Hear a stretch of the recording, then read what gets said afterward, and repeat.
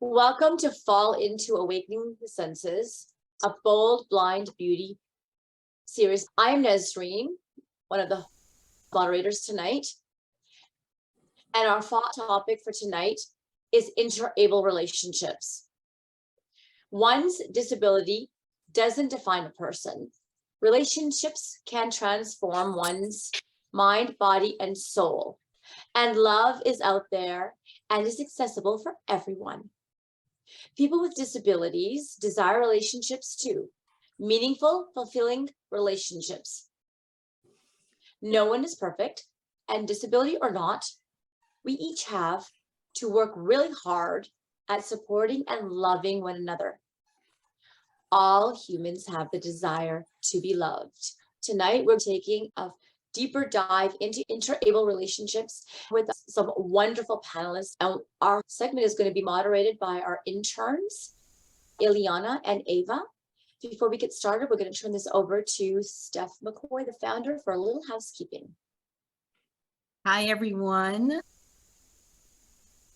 Just a reminder that this event is being recorded, and after the event, it will be uploaded to YouTube. All attendees will be muted during the session to avoid any distractions. And we're asking our speakers to use their cameras. So using your camera, if you're just here to listen in on the presentation, is purely optional. We encourage you to use the chat feature if you have any questions or comments. And just before the end of the session, about 5 to 10 minutes prior to the end, we hope to do a Q&A. So as I said, if you have any questions or any comments, please use the chat feature, and just know that it is being recorded and will be uploaded to YouTube. Turning it back over to you, Nazreen. Thanks, Steph. Thanks so much. Well, let's dive into this wonderful topic. I'm so excited to hear more, and I want to introduce our interns, the lovely Iliana and the lovely Miss Ava. And after they introduce themselves, there are our wonderful panelists. We have 5 wonderful people that are going to be joining us tonight. Will introduce themselves, and then we'll get right into our discussion. Iliana. Hello, everyone. So for those of you who don't know, I am currently a college student at Marymount Manhattan College. I used to work with Bold Blind Beauty full time for about a year or so, and then college came and life got busy, but I am back now because this is such an interesting topic, and I had to jump in when I found out, and when Nazreen asked me if I would be willing to be a moderator again. Ava? Hi, I'm Ava. I'm a student at SUNY New Paltz. I'm a new intern here. I just started, and I'm really excited because this is like such an interesting topic, and I'm really happy that this is like my first thing to do with Bold Blind Beauty. Great, thank you, ladies. Now we're going to introduce our amazing panelists here. So let's start off. We have a few gentlemen with us today, as well as some lovely ladies. So let's start off with Arturo.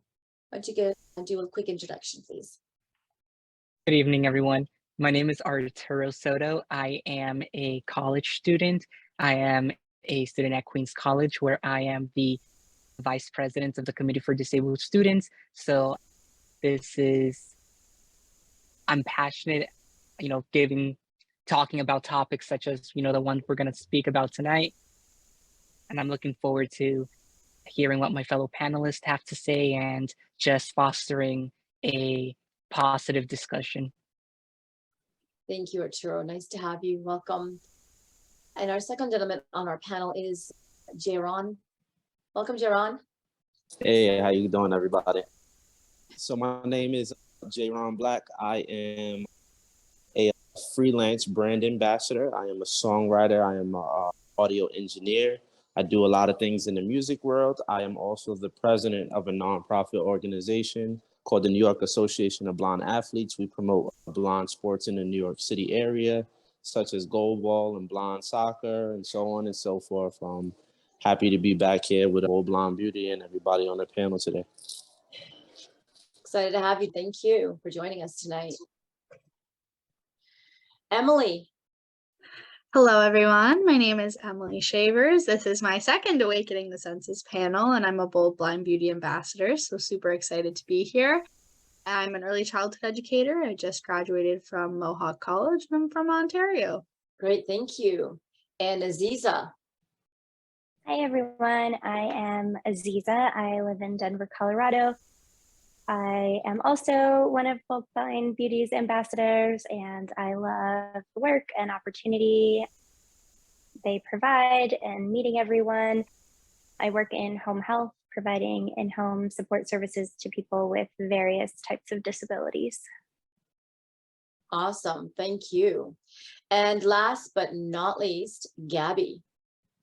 Hi everyone, I'm Gabriella Mendonca. I recently graduated from St. Francis College. I currently work for the American Foundation for the Blind. I test different websites and mobile apps to see how accessible they are. While doing that, I'm also working on my business for motivational speaking, and I'm really passionate about advocacy and disability rights. So this is a really interesting topic, and I'm looking forward to discussing this with the fellow panelists. Thank you, Gabby. We're excited to have you here. And I just love the fact that a lot of you said that you guys are really interested in discussing this topic. And this is a topic that maybe is not discussed a lot, or maybe not known a lot about interable relationships and what it means. It could mean where two people have a disability, or it could mean that one person has a disability and the other doesn't. So there's two sides to this interable relationship coin. So on that, with that being said, I'm going to turn this over to our lovely interns to take it away with the questions and this amazing discussion that we're going to have tonight. So Iliana, over to you. All right. Hello, everyone. I don't know if you guys can see me. Our lighting is not great right now, but I'm going to start with the first question. And so for those of you who are new here, so the way that Awakening the Senses works is I will call on a few panelists and Ava will do the same. A few groups of you will answer the questions we have, and we'll just kind of go round robin and asking questions, and you will all be randomly selected. So the first question that I will ask, though, is just kind of a very basic, like yes or no question. And it is, are any of you all currently in an interabled relationship? And so I'm going to let you all go around really quickly. Just a sentence, yes or no, honestly is all. Go ahead. You can start. I'll just call on you just so that it doesn't get a little confusing though. Right. So I'm just gonna go in the order I have y'all. But Jahron, I'll let you go first since you did unmute first. Yeah, that's all right. So I am currently not in one, but I have been in several throughout the course of my life. And so I definitely have some decent perspectives to give. Gabby. I'm currently not in one, and nor have I been in one before. Emilee. Have been and almost am. Arturo. I am currently not in one, but I have been. And I am in a relationship. Our primary disabilities are the same, but we do have some differing secondary diagnoses that we are learning to support each other through. Okay, cool. And so now the rest of the questions will be where you all are randomly selected. So I will let Ava pick a few of you and ask the next question. Hi. For the next question, I'll ask Gabby and Emilee. Would you consider dating someone who had a different disability than yours? Or why or not? Yes, I would, because I think it all depends. Sorry. Yes, I would, because I feel like you can't really, you can't ever tell who you're gonna end up wanting to be in a relationship with. So I can't say no here because I just wouldn't ever know. There's a chance that I could, and there's a chance that, there's also that possibility that I couldn't. But yeah, I mean, I definitely would. It's Emily. I think my answer for this pretty much kind of goes the same. For me, love is love. So, of course, if the shoe fits, then that's not a deal breaker for me. I actually even see some more benefits to dating somebody with a different disability as opposed to the same disability, because you can rely on each other in different ways. And I don't think that's something that's detrimental. And you even get to kind of relate to some different experiences, when you're talking about the things you've gone through. Maybe there's that like, oh, I relate to that kind of piece. And there's different ways that you can support each other, and as long as those kind of counter each other, I think it can work actually really well. Those were really good answers. Thank you so much. The question that I'm going to ask now, I'm going to ask to Jahron, Aziza, and Arturo. And I want to know if you all personally have any preconceived notions about being in any interabled relationships, and if comfortable, what might those be? So I guess I'll kick it off. I don't think I have any preconceived notions. I think just one thing about, I guess for me, just when I have been with somebody who's had total full sight, I felt personally like I sometimes wasn't living up to the standards of being a, and I think that was just more so because of the way that I was raised up. Like my father, he would drive the family around, he would do certain things, and when I fell short of being able to do those things, I felt like I was not the man that, my girlfriend or, whatever she was at the time would want me to be. And so, I mean, that's kind of was my, as far as what it was like. This is Aziza. I don't think that I have any preconceived notions. In the field that I work in, I get very close to and very familiar with my clients and their home lives. And I get a very intimate view of various disabilities. I work with kids and adults who are autistic, have PTSD, ADHD, fetal alcohol syndrome disorder, those types of things. And you just learn so much that I think it would be a detriment to close yourself off from that possibility. Now, if you're not a good match, then that's a whole different conversation. But to cross people off that, just because of something that isn't within their control is a totally different thing and doing yourself a disservice, I think.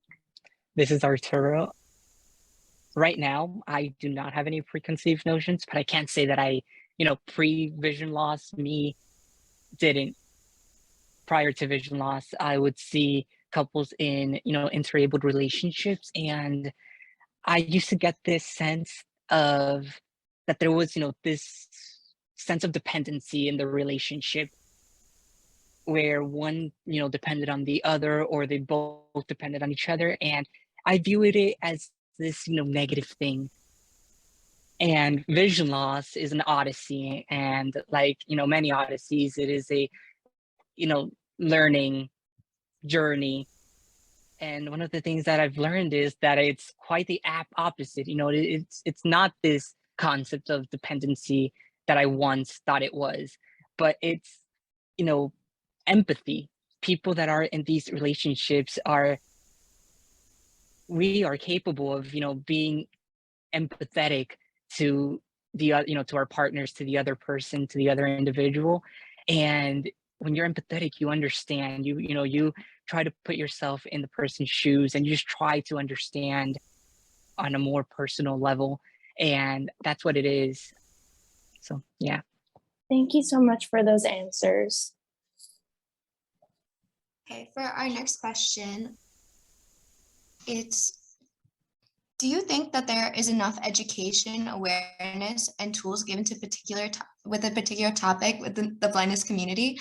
Or do you think that dating relationships are taboo and topics in the community? And I'll ask that to Gabby and Jahron.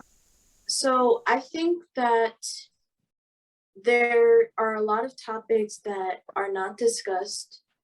And I think that it's important that, by us having these panels and talking about these things, it really does allow us to not only share our stories, but also to educate other people, because I think society tends to have an idea of what a disabled person is and how they should, how they are in a relationship or even with friends.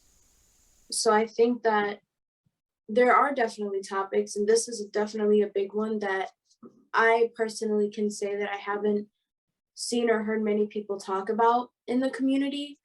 And I think that, again, it goes back to society also having, like we said, like preconceived notions of a disabled person and what that person is like in any sort of relationship, whether it's interabled or not. I agree a lot of what Gabby just said. And just to kind of expand on it and kind of give you even like a real world example, a lot of people who have sight will look at somebody who is disabled and they won't really look at them in a romantic way per se. They'll look at them like they need to help them, or like, oh, like when you have a disability, sometimes people, especially being visually impaired, they think you have a cognitive disability and they don't fully understand that, no, I just can't see. And so they never really look at you like a romantic partner. At least that is what I received from a lot of male perspective. It seems to be a slightly bit different for females. I think guys are more willing to talk to females, and maybe they're doing that from the wrong headspace. But it seems like, they'll talk to a female, and then that female is able to show that they are intelligent, they are smart, they're able to articulate themselves in a lot of different ways. And so, but men, we don't really get that space to do so when we kind of meet certain women. I think overall it's a broad view until somebody actually gets to know you enough to where they hear you talk and articulate yourself, and then the story kind of flips. But it only flips for that particular individual because there's not enough awareness in people talking about just not focusing on a disability, but just focusing on who the person is. Yeah. Can I quickly just jump in? I just want to say I definitely agree with that, because just being a person living in society, living your everyday life, there's always people that look at you and say, oh, the blind person, they're so inspirational, or look at that blind person. Like, they don't ever look at you and say, like, it's exactly what Jahron just said, because I've also seen it in my own life where I could just be with friends and people automatically feel like I am, like that person is helping me, or they're just my friend just because they are there to help me, when in reality it's like, just because we can't see doesn't mean that we can't have relationships, doesn't mean that we don't have friends, doesn't mean that, we can't go out into the world and do all the things that we want to do. It's just that we can't see. And so some people just don't view it like that. That was great. Thank you. Okay, so I am now going to ask a question to Emilee and Aziza. And I think the conversation that was just had by our other panelists leads very well into this next question, which is, do you feel like individuals outside of the community have any preconceived notions about what it means to be in an interabled relationship? And what do you think those might be, or what have you even heard from your own personal life? Sorry, Iliana, I had a train of thought and I absolutely lost it with the brain fog going on. Can you just repeat that? Of course. My question was, in terms of people, so not yourselves, but do you feel like others have preconceived notions of what it means to be in an interabled relationship? And what do you feel those might be based on either your own experience or just maybe what you could imagine the outside world thinking, or maybe what you've seen on social media, even if you haven't experienced it yourself? I definitely think people have preconceived notions. They have preconceived notions about everything, especially when it comes to the disability community. People think they know what's up. I mean, I was once talking with a guy and it was just online, and then all of a sudden I was like, oh yeah, like I'm legally blind, I can't see. And his first response was, oh, don't worry, I'll take care of you. As in, like, I couldn't be an independent person on my own without him. And that, needless to say, that the conversation ended there. But I think people just don't know enough about disability in general, and how, you know, just because you're dating somebody with a disability doesn't mean you're a caretaker in any way, or that like that somehow takes away their independence and that you have to always help them. There sometimes is that aspect of like, yeah, I can't tell colors and sometimes I need to know what color things are, but like nothing, I think, to an extent that like takes away from the relationship. So even just looking at the way that people view relationships and then adding that, those misconceptions about the disability in general on that, people definitely have their opinions, and I think we can definitely work to shatter some of those as we are in this conversation, and just, you know, talking about how like we can complement each other in a relationship and we don't have to always be on each other. And I'm still just as much as a person who is sighted as I am visually impaired, and how it actually brings more to the table sometimes. I would definitely agree. Everyone has their preconceived notions of disability in general, and then you bring relationships into the mix, and that is all kinds of problematic for a lot of people to wrap their minds around. And it doesn't even have to be romantic relationships. Like, relationships is a really broad term. It's kind of like, you know, love. It covers so much ground that people judge all kinds of relationships when disability is a factor.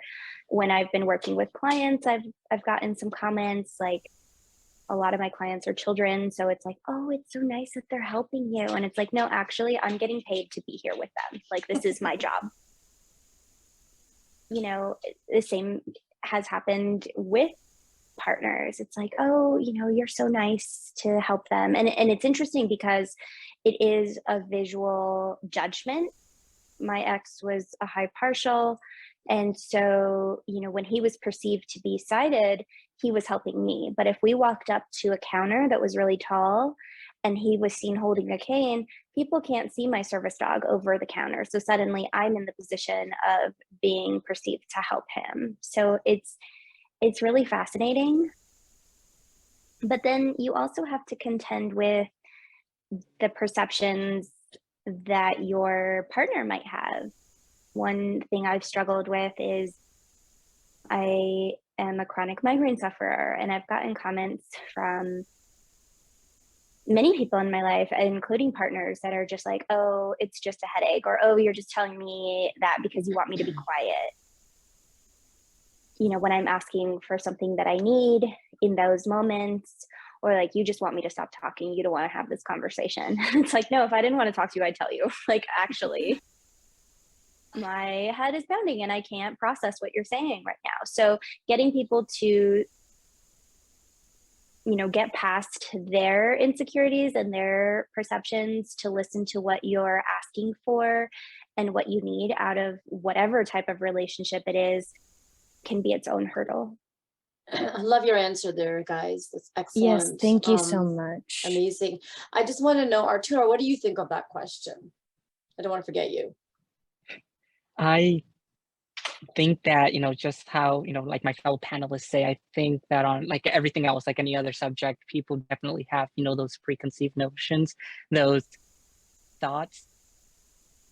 And I do think that conversations like these and having these types of talk really helps because, speaking about those hard topics, those topics, quote unquote, that people think are hard, really starts to shed more light on them. And, you know, informed people can't be scared, can't, they, oh my God, sorry, I'm like getting all tongue tied, but informed people can't be scared of what they know. So, the more information we provide, the more people become aware that just like any other relationship, interabled relationships are relationships, because we're human and we like to characterize things and label things as, specific, like, oh, this is an interabled relationship, this is an interracial relationship, and, etc. It doesn't mean that, each relationship is different from the previous one. Love is love, and our disability doesn't, hinder the fact that we ourselves, we love, and it, shouldn't restrict it in any other way, sorry. Thank you so much, Arturo, for that answer. Okay, so for our next question, would you like to see more conversation and awareness provided by educators in the disability community about interabled relationships? And I'll ask this to Jahron and Emilee. All right. I'll jump in there again. I definitely think I would love to see conversations had about it, but not just by educators. I think unless we're using the word educator as in people who have experienced it in life and just decide to want to be like the poster relationship for it or the poster person for it.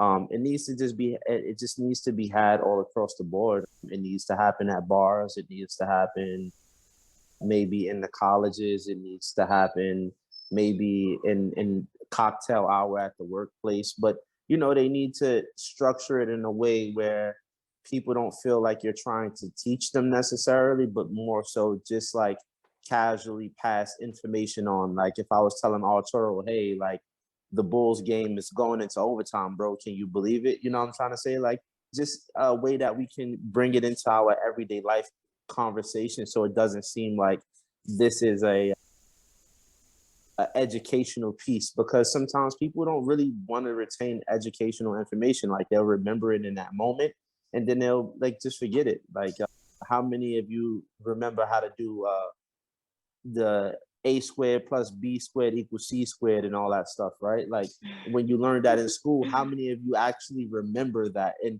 how many of you apply it to your everyday life, right? You don't, for the most part. But I could tell you a lot of people here know how to write a check, or you know what I'm saying, or something of that nature, because it's more prevalent in our everyday life, And so I think we need to figure out how to bring the conversations up in that way. Just to add to that, and piggyback off of what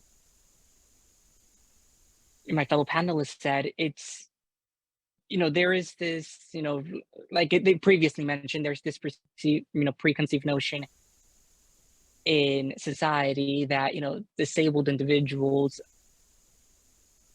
can't be independent, and so this translates into relationships in the sense that if they're in a relationship, if a disabled individual is in a relationship, then that person is automatically dependent on the other person, or or if both individuals are part of the disabled community, then they're dependent on each other, and this stigma. And bringing these conversations into everyday scenarios, into everyday environments, will really not only spread awareness, but will help people understand that this isn't necessarily a topic that has to be spoken about by educators, but by anyone in the community who has experience and who has been in that situation, or has knowledge on the topic. And just very quickly, this idea, I previously had these preconceived notions, and it wasn't until I was in the relationship that I was in that I understood that it's not dependency like I mentioned earlier, in this conversation, but it was empathy. And what helped was that, the person I was with was someone that I had known even pre-vision loss. And they kept looking at me the same way. Arturo didn't change to them. I kept being the same person. And to me, that was important because, that's another misconceived notion that, once you join this, community, the disabled community, that you become someone else, and that is not true. And so that, really helped. And so just, sharing experiences like this really can shatter that stigma. Okay, the last two guys said it so nicely. I don't know what more I really have to add too much to this, but I think people with disabilities are the best educators. And I think people learn a lot from just even experiencing an interabled relationship. So if we can just get people to be open to the concept of it and saying like, hey, look, your life doesn't end just because you're going into a relationship with a person with a disability. It's not the end of the world. You can like enjoying some of the benefits and just talking about the fact that it exists, I think can just get people to be more open-minded about the concept. And then from there, we can get them in them and we can really show, and that's kind of the best way that I can think to educate people. Guys, I just have to jump in here because I love all the three answers you guys gave, Arturo, Jahron, and you, Emilee. It's amazing because, and your shared experiences are wonderful, especially yours, Arturo, when you're saying that the person that you were with, they already, when change happened for you, they had already accepted you as you were, with your new change, and, accepted you. They were familiar with you and they were able to then adapt to your new change. And that's amazing because the flip side of the coin, guys, is that when two people are in a relationship, I mean, this is our shared experiences. And the other shared side of the coin is if two people are in a relationship and are not disabled, but over time somebody does end up with a disability, that it makes them think, how do we cope with this? So I think the information we're sharing today can be kind of universally used around in the scope to help everybody understand whether they're able or not. Thank you, guys. Great answers. Can I just jump in real quick? Because yes. both what Nazreen said and what Jahron said really was thought-provoking for me. I think Jahron is right that it doesn't necessarily need to be like an education, like here is your class on interabled relationship. But for me, I think exposure is the most important key to make being disabled and living your life and being your best self normalized. Because since we are little, the practice in a lot of places is to segregate. Here's the special education classes, here is the specialized PE, here is these special activities that you do that these other kids don't do. And then these other kids don't know how to interact with us. And sometimes we don't know how to interact with them. And so when I see that happening on the streets, parents are like, don't ask her questions, don't pet her dog, don't do this. And I'm just like, it's fine. Like, it's okay, especially when they're kids, because how else are they going to learn? And also, getting out there and living your life, even if you weren't invited, like that's frustrating to me to hear. So I'm like big in the community and big on like activism and things. And so like I go to protests and stuff, and a lot of disabled voices are like, well, we weren't invited, there wasn't a space for me. And I'm like, excuse me, make your own space. Like, why move are on you sitting over. around waiting for an invite? If they don't know, you're like, make yourself known. And so I've been to these protests and I've made really good connections and really good friends at these places where, someone didn't take my hand and say, come on, come with me. I just said, this is important to me, so I'm showing up. So I think exposure is the biggest thing. And one other key thing, Aziza, that you said is really, really important. And it kind of dovetails into what our three panelists have just said. It's like educating the young children to not be scared or afraid of people with disabilities. Don't pet their Yes. dog, don't talk to them, don't ask them like weird questions, don't upset them. You know, if the education is taught there and there, if the parents have the education and allow their children to explore the environment and be Yes. there, able Yeah, children with disabled kids. Right. Can I jump in for a Yes, minute? you can. Okay, thank you. There is a saying that goes something to the effect of, you know, instead of saying don't stare, say hello. And I think that's I very love powerful that. for That's really parents to understand that. And brilliant. it helps to model that behavior for your children. Okay, so you have a young child. I love children because they come up to me and they ask because they're curious. I mean, and they're learning. What is that stick you're using? What is that? Why are you using that? What does that mean? And you get to have this interesting conversation. So I try to take those opportunities to not only teach the child, but to teach the parent too. Help them Absolutely. to understand that this is the way that we can learn and grow. And in addition, as far as the education piece of it, I think even more importantly, it's the representation. I'm always talking about representation because I get really, really frustrated when I'm looking for even something as simple as an image that represents the disability community of people doing regular everyday things. So when I had to look for an image representing people in an interabled relationship, and it's an image that I can use that is like, you know, it's copyrighted, but it's free for me to use. There's really nothing out there. It's really hard, but I did find this database where they allow you to do that. So I was able to choose an image that I thought was appropriate. But we really need to see these things in action. We need, because we know that the relationships exist because we're all human. And to Nazarine's point, all of us can be able-bodied right now today, but 5 minutes from now, something can happen and we might not be. So, and that's another thing that we're always talking about.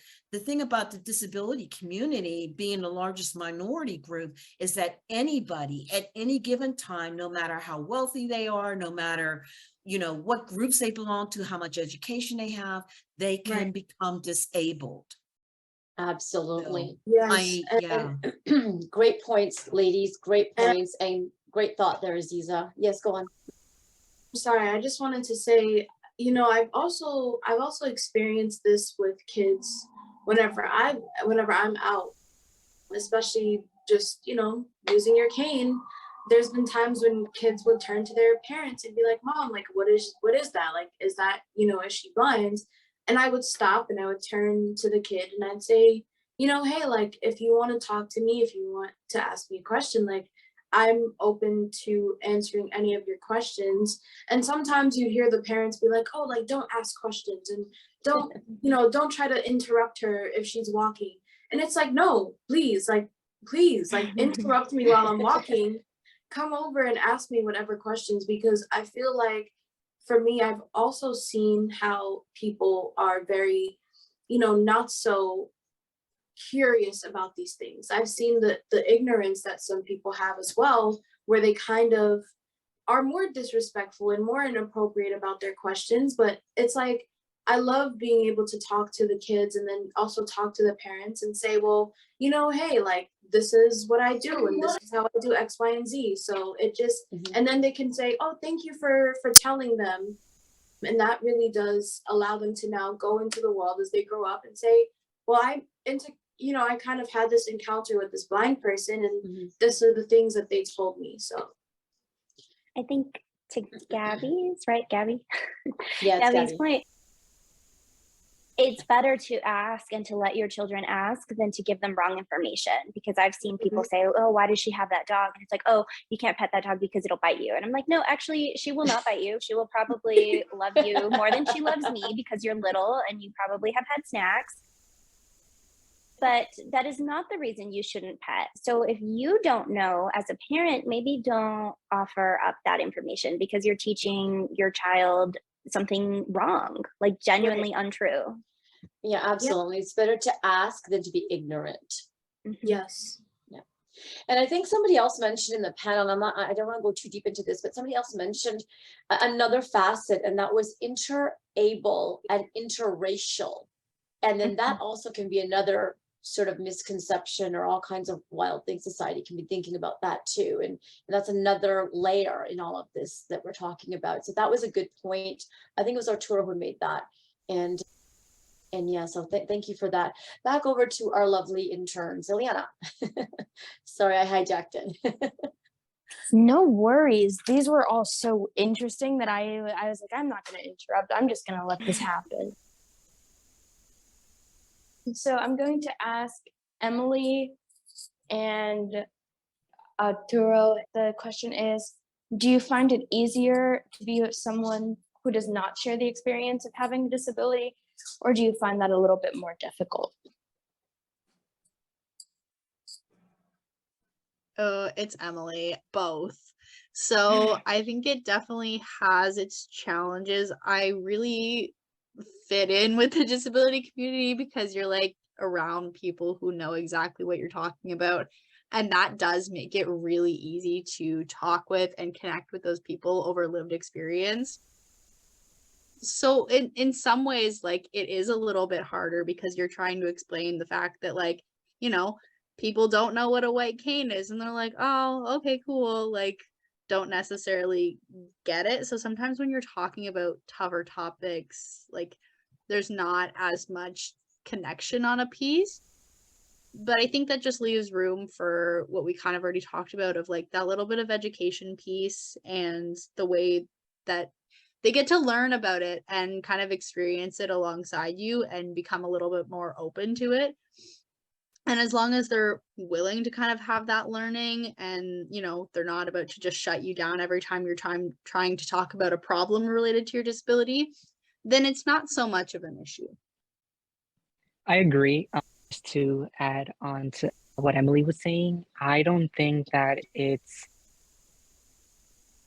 it's a big issue. I don't think it's a challenge or an obstacle in, you know, in the relationship. If the person, you know, really works on understanding, and you work on the communication in the relationship to the point where you as the, you know, individual with the disability feel comfortable speaking about your, you know, your hard day. If you had a hard day, like, you know, if, like, in, you know, in my, you know, in my case, for example, I would, you know, when I was in my relationship, I would have very difficult days where was, you know, I would be walking in the street, and, you know, before crossing a street, I would just hear people behind me, you know, murmur and say, how do you think he's going to cross? How, you know, how do you think he does it? Or just, you know, all these, you know, little comments. And when I would, rant and complain because I would just be so frustrated, I was, I was at that point, I was still new to this, you know, journey. And, you know, the person, my partner at the time, she was able to listen and, you know, to try to understand. And yet, you know, yes, you know, she couldn't put herself 100% in my shoes, because, you know, she would never, you know, be there unless, you know, unless you're blind, you can't be there. But it would feel nice to, you know, to be heard, and to, after the fact, still be seen like an independent individual, still be seen like a human, you know, like, not like, oh, you know, not seen with pity. That's what I'm trying to say. So that was really, you know, that's what's, at least in my opinion, that's what's nice about it. So I just want to go back to what Arturo was just talking about, because I feel like when you're in a relationship with another person who, let's say, has a different disability, or maybe someone who even has the same disability as you, the thing is that all of us, whether, you know, disabled or not, we all have things that we kind of need. We all have the things that on hard days, you know, how are we going to ask for help if things are really hard? And I think that in this case, it's like when Arturo was saying, you know, he had a rough day and he just wanted to rant. It was like his partner was able to to listen and to not judge. And I think that that also goes into the idea that it's like each of us has the things that we need, and knowing how to ask for those needs and knowing how to say, you know, is it okay if I talk to you about this? Or, you know, are you in a good space to listen to me right now? It's like, it's also not just about the communication in the relationship, but also knowing how to kind of not be the caregiver, let's say, but just to kind of help someone's day be a little less crazier and a little lighter, you know? So Thank you so much. So I'm going to pass it to Ava for our last question of the night. And for the last question, we do have a bit of a treat for everyone. Thank you. So our last question is to Steph and Nazarene. Through the different generations, do you thoughts or needs like change in dating in general? Excuse me. It's Steph. Because I've been here a few decades, I think I can safely say, as we get older and we gain more wisdom, those things do change. I know that when I was younger, I was in a different space. I did some things that probably weren't very, kosher. I wanted to fit in. I wanted to be one of the cool kids because I was very uncool. Made some bad decisions. I had a lot of really, how shall I say it, crappy relationships. Because I just, I don't know that I had a good grasp on what it was that I wanted or what I needed. And I also was very insecure within myself. Now that I'm where I'm at today, I haven't dated in a while, but it would be very difficult for a person to come into my life and think that they could just sort of have their way, so to speak. And especially, I think, with the disability, because I know who I am, I know what I want, and I just don't have the patience to deal with any toxic nonsense. So, I just don't. But I can say that now because I'm several decades older than I was when I was in my 20s and 30s. So stuff that I would have tolerated back then, there's no way that I could tolerate it now. Totally agree with you there, Steph. And one thing that Steph said that I agree with is the wisdom and age as we grow in different stages of our lives. I know when I was younger, like to me, it was always sort of those romantic baby types that you saw in those Harlequin romances, because I used to work in a bookstore and I used to read a lot of those type of books, and they always had those tight pecs and six-pack, and they had big muscles and they looked like Hercules, and they smell good and all this other stuff. And that was good back then. But now as you grow older, you go through life and life shared experiences. I'm someone who's been divorced. And so relationships, like the notion of a relationship has really changed over the years, and all that wonderful sentiment that was, maybe back then in my early 20s and maybe 30s is like humbug now, like whatever. And so where I am in my life right now, for me, it's more or less finding a companion. And a companion could be anybody that I can share my shared lived experiences with on any level, but it doesn't have to be so, they don't have to fit a mold that maybe once they had a mold that I wanted them to fit because I was so young and impressionable and naive. But now it's more or less about finding the right companion to live the rest of my years with and just enjoy my life. And this kind of dawned on me when I went to get something sewn for my daughter, who was in grade 8 at the time. And the people, the seamstress house that I went to, they were a cute little Filipino couple. And the lady just said to me, well, we just got married 3 years ago. And I said, oh, really? And I'm looking at them going, they're a little, like they're in their 40s, late 40s.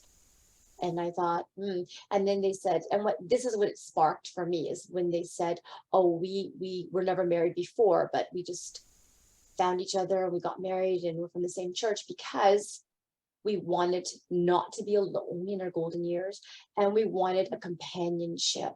So that struck out at me when I heard that word, and I've sort of been on this road to find the right companion for me to enjoy the rest of my life. Dana, what do you think? I just think that with age, definitely I agree with what you and Steph said, where it comes with wisdom. One of the things that in listening to everybody share their experiences, one thing you must realize and learn it early is to accept yourself for who you are. Because if you don't know who you are as a person, what you want, if that's not clear to you in the beginning, you'll never make the right decisions and you can never be in the right place. Because if you don't have those things, you will make mistakes and bad decisions based on if you're trying to fit into a mold or you don't really have a clear conscience of who you are as a person. So I think that is a major thing, is to accept yourself for who you are, be confident in who you are. And people who see that in you, they will not care if you have a disability or not, because they see you. And you want them to see you and not the disability, because you're a person first and not the disability. So I love that, Just Dana. add to what you said, Dana, because I thought that was so beautifully put. You know, I said at this stage of the game, I know who I am now. It took me a lot of years to figure that out. But once you know who you are, that is so powerful. And it's almost like you can't be bought because No. you know who you are. Absolutely. Absolutely. I would add that knowing that includes your disability and what your struggles accepting are your and disability. what you need help with. Exactly. I say that when I talk about employment, people are like, how do you handle that? And I'm like, I don't let people get worried. I address what I know they're thinking about before they can ask me, because I know my disability and I know how I handle these things. And I think it's the same in relationships. You know, you have to be upfront with what you need. Absolutely. And it's also knowing like what you bring to the table, because obviously in a relationship you kind of all have to contribute in a different way. It's like, but not only that, it's like knowing yourself and knowing those boundaries and not allowing people to just kind of come in and say, well, this is what it is. Because once you kind of have that clear idea of the boundaries that you've had set, it's like once people cross that, it's like, okay, well, at least I still kind of have me, you know what I'm saying? Like, I know what I bring to the table. I know what I'm capable of doing. So that's really important. Yes, that confidence and knowing yourself, what you want and what you want the other person to know and take away from what you have to give. I think it's really important. I think it's been illustrated with what all the comments we all had to say here. This has been an extremely fruitful discussion. I really loved it, really so much.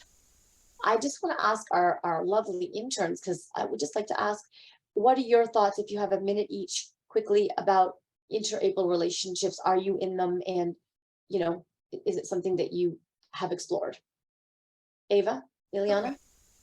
I've never been in an interabled relationship, but I date someone with the same, like, because personally I have albinism, so I always thought it would be easier dating someone with the same condition as me, because you feel this sense of like understanding, and I felt that sense even like in regular relationships with other people with my condition. It's been nice, and I think it would like just help so much in a relationship, for me at least. Awesome, thank you, Ava. How about you, Iliana? So for me, I've never been in one. I kind of have been in one where we have different levels of a disability. But I've never been opposed to being with someone who had a different disability or even did not have a disability, even though like middle school me probably had a lot of misconceptions on what that would be like, as opposed to me when I got into high school and college and started learning more about myself and what I looked for in relationships. And so I don't think I would be opposed, because in my eyes, if I can find somebody who, what Nazarene was saying, a companion who's, willing to be there for me and show me the love and respect that I know that I deserve. And, it's not a give and take, it's we both give and take as much as each other, and we are on equal footing in life. I think that's what's most important to me, to find somebody who shares values and loves me for who I am and who I will love for who they are.